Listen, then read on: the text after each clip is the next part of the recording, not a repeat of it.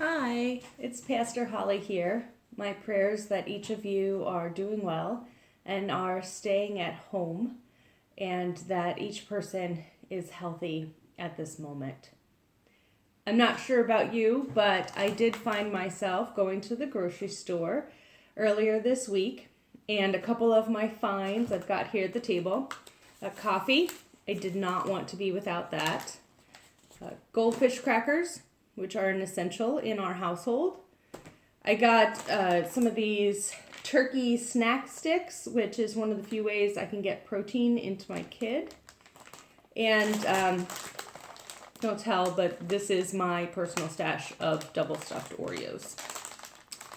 So it felt a little strange being at the grocery store with such a full cart and knowing that it was extravagant and abundant from my normal day-to-day or week-to-week grocery shopping. And it reminded me a bit of the 16th chapter of the book of Exodus, where the Israelites had fled from the tyrannical rule in Egypt under Moses' leadership.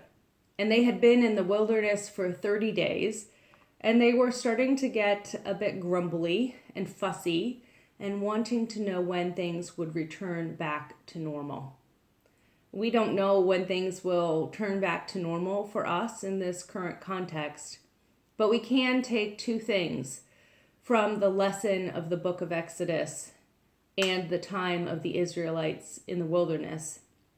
One is that God will never abandon us, that even when things feel unfamiliar and strange, that God's presence continues with the community of faith.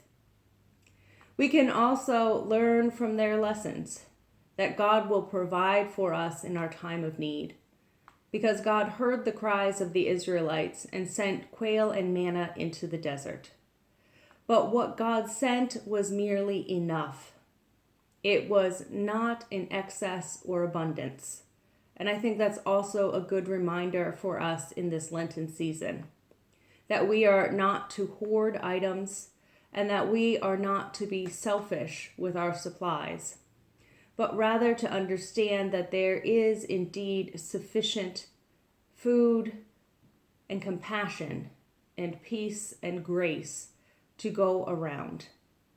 If you would like to make some contributions to Christian in Action, our local food bank in Olmsted Falls, you can drop things off through the main doors off of the parking lot at Olmsted Community Church, and so they will go to others in need in our community.